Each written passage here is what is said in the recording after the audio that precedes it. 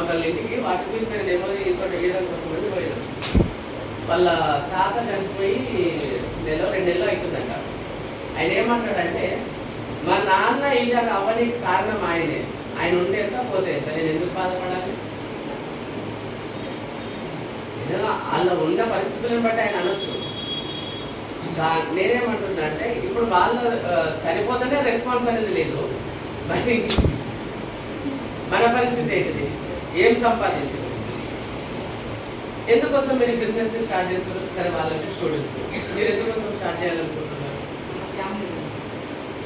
Family, పిల్లలు, వీళ్ళ గురించే కదా మీరు కష్టపడుతున్నారు, ఏదో ఒక పని చేస్తున్నారు అంటే ఎవరి కోసం చేస్తున్నారు? ఫ్యామిలీ బాగుండాలి. ఎప్పుడన్నా అర్ధరాత్రి లేచి పిల్లలు ఎంత ప్రశాంతంగా వండుకుంటారు చూసిరా? ఎవరున్నారండి నిద్రపోతున్నారు? తల్లిదండ్రులు ఉన్నారండి, పిల్లలు తల్లిదండ్రులు ఉన్నారండి. ఎప్పుడన్నా వైఫ్ నిద్రపోయినప్పుడు చూసిరా? ఎవరున్నారని నిద్రపోతుంటారు? హస్బెండ్ ఉన్నాడు అని. సరే నాకు ఒక డౌట్ ఏంటిది అని అంటే ఎప్పుడన్నా ఆలోచన చేసిరా మీరు లేని ఆ ఇల్లు ఎట్లుంటుంది అనేది? ఎందుకంటే ఈ 1 వీక్ 10 డేస్లో దగ్గర 4 గురించి విన్నాం టీంలో. ఒక వ్యక్తి మార్నింగ్ వాకింగ్ కోసము అని వెళ్తా అని చెప్పేసి వాళ్ళ ఇంటి దగ్గర నుంచి స్టార్ట్ అయ్యి జస్ట్ రోడ్డు క్రాస్ చేసింది అంతే. టిప్పర్ గుద్దితే తల రోడ్డు కట్టుకోపోయింది. ఇప్పుడే వస్తాను అంటే తలనొస్తుంది అని చెప్పిన వ్యక్తి, మొన్న తలనొస్తుంది జ్వరం వచ్చింది అని చెప్పిన వ్యక్తి 5 రోజుల్లో ఇంటికాంచెలేమో బాగా చేసుకొని ఏమంటారు బాగా చేసుకొని తీసుకోవద్దాం అంటారు కదా, బాగా చెప్పించుకొని వస్తాము, హాస్పిటల్లో చూపించుకొని వస్తాము అని చెప్పేసి వచ్చిన వ్యక్తి హైదరాబాద్కి వచ్చిన ఆయన ఈరోజు నిన్న పొద్దున మొన్న పొద్దున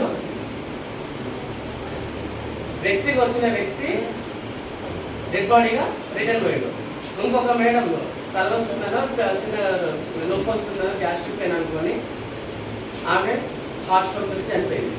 ఇట్లా ఒక 3, 4, 10 మ్యాక్సిమం 10 రోజుల లోపే విన్నాం. ఇప్పుడు మనం అంటున్నాము మహా అయితే బతికి 10 సంవత్సరాలు ఉండొచ్చు, ఇంకొద్దిసేపు అయితే ఉండొచ్చు, ఒక వ్యక్తి ఉండకపోవచ్చు. ఇప్పుడు లేకపోతే వాళ్ళని నమ్ముకొని వచ్చిన వాళ్ళు కలిసి కన్న వాళ్ళు ఏమైపోతారు? ఏముంది మన ఇంట్లో సెక్యూరిటీ? మనం పనిచేసేటోళ్ళు మనం ఏదైనా పెద్ద గవర్నమెంట్ ఉద్యోగమా పిలిచి ఉద్యోగం ఏదైతే మన వెనకాల ఏమన్నా తాత ముత్తాతలు కూడా కట్టిన ఆస్తి బస్తులు ఏమైనా ఉన్నాయా? ఎవరికైనా కదా లేవు కదా. ఇప్పుడు లేవు అని అంటే ఎట్లా పని చేయాలి? మనకి ఏ ఆధారం లేని చోట గడ్డి పరక దొరికితే ఎట్లా పని చేస్తే ఎట్లా ఉపయోగిస్తారు? కానీ గడ్డి పరకని గడ్డపార లెక్క వాడాలి అని అంటే సామెత. ఇప్పుడు మనకు ఒక అవకాశం వచ్చింది. ఆల్రెడీ 20 సంవత్సరాల నుంచి బాగుంటే నడుస్తుందా? చాలా బాగుంటే నడుస్తుందా? మరి చాలా బాగుంటే కంపెనీ మన దగ్గరకు వచ్చింది, మనము అక్కడికి వెళ్ళలేదు, అదే మన దగ్గరకు వచ్చింది. కానీ దౌర్భాగ్యం ఏంటిది అని అంటే మనల్ని వెతుక్కుంటూ వచ్చింది కాబట్టి దానిపైన చిన్న చూపు ఉంది. కొత్త వచ్చిన వాళ్ళ గురించి మాట్లాడలేదు, కొత్త వచ్చిన వాళ్ళకు నేను దీని గురించి చెప్పట్లేదు.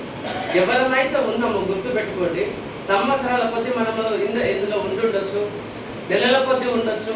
ఇందులోకి వచ్చిన తర్వాత 6 నెలలకే లేకపోతే సంవత్సరానికే 2 సంవత్సరాలకే ఇది మారాలి, ఇంత చెక్కు తీసుకోవాలి, ఇన్ని నెలల తర్వాత నేను పిన్ను మారాలి అని చెప్పేసి ఎక్కడ రూల్స్ అండ్ రెగ్యులేషన్స్ అనేటివి లేవు.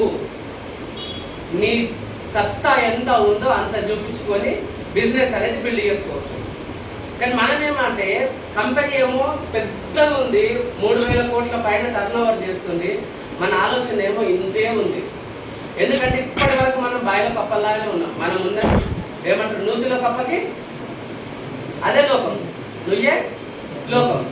ఎప్పుడైనా బయటకు వచ్చి ఆలోచన చేస్తే కదా మనం ఎంత ఏముంది ఈ బిజినెస్లో, ఏం చేస్తే మన డ్రీమ్స్ నెరవేరుతాయి, ఇవన్నీ తెలిసిన తర్వాత కూడా ఇంకా ఆలోచన అట్లనే ఉంది అని అంటే ఒకసారి ఆలోచించండి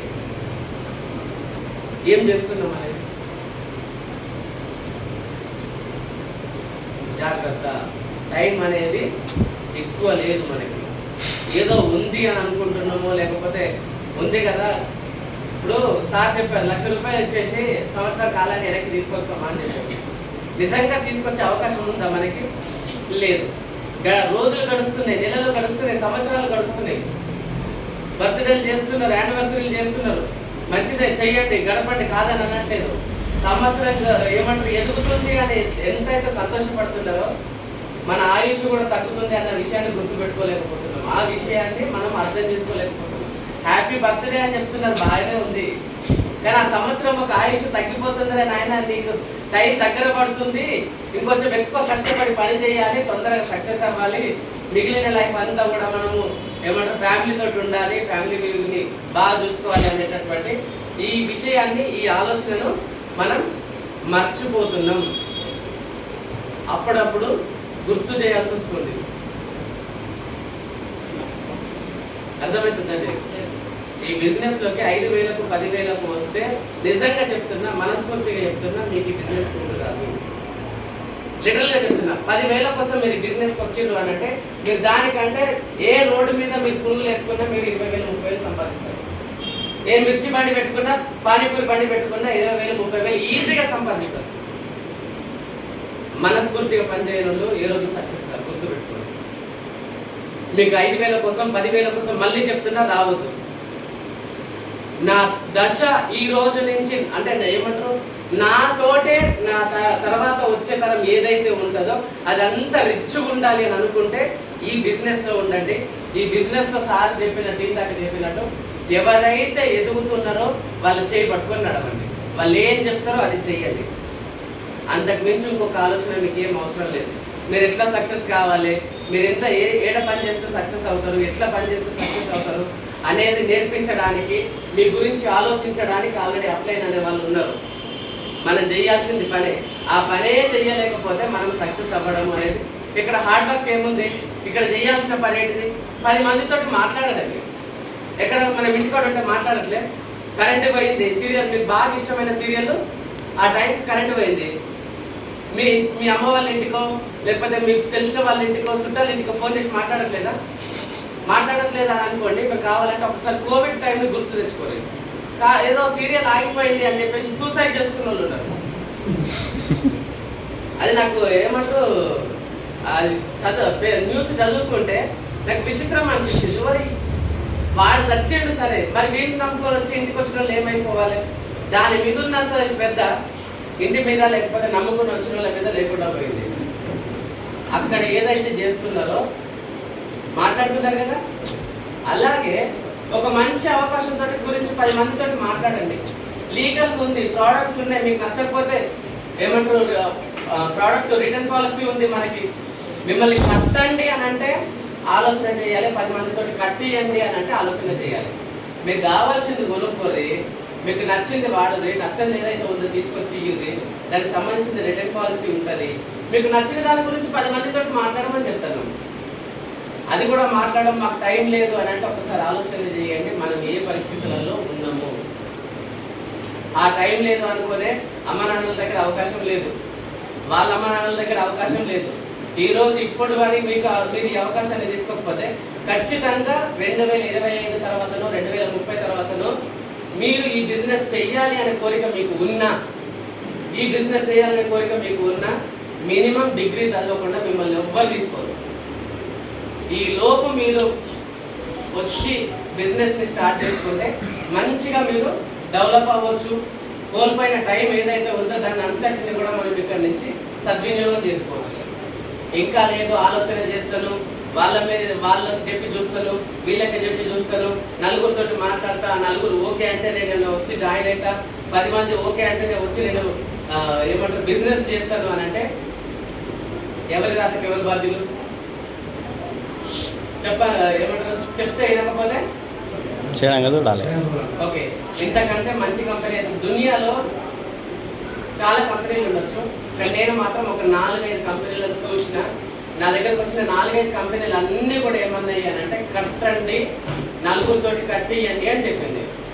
కానీ నాకు వచ్చిన ఫస్ట్ ఆపర్చునిటీ ఏదైతే ఉందో, ఫస్ట్ కాదు ఇది ఏమంటే అన్నిటికంటే లాస్ట్లో వచ్చింది. ఫస్ట్ అని ఎందుకంటున్నా అంటే ఒకరితో కట్టియమని నాకు చెప్పలేదు, నువ్వు కట్టు అని చెప్పలే, ఒకరితో కట్టి అని చెప్పి నాకు చెప్పలేదు. నీకు నచ్చింది వాడండి, నచ్చితేనే బెనిఫిట్ చెప్పండి, లేకపోతే మా ప్రోడక్ట్ మాకు ఇవ్వండి అని చెప్పింది. ఇంకేం కావాలి? ఇంతకంటే క్లారిటీ ఏం కావాలి? దీన్ని కూడా పెద్ద రాకెట్ సైన్స్ లాగా ఆలోచన చేస్తుంది. ఇంతకంటే మంచి కంపెనీ అయితే దొరకదు.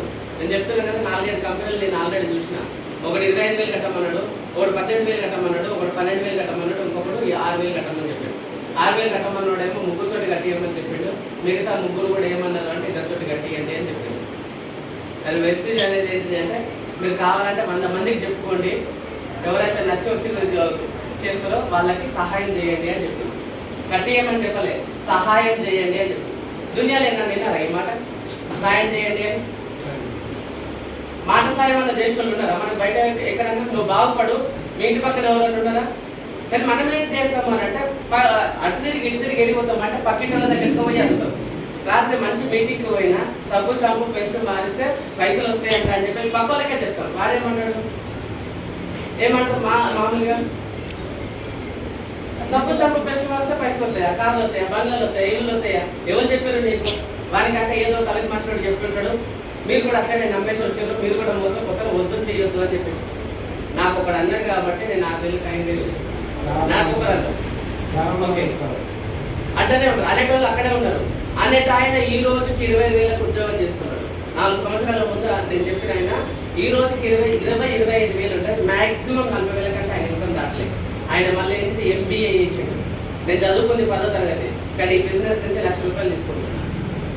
ఒకసారి ఆలోచించండి.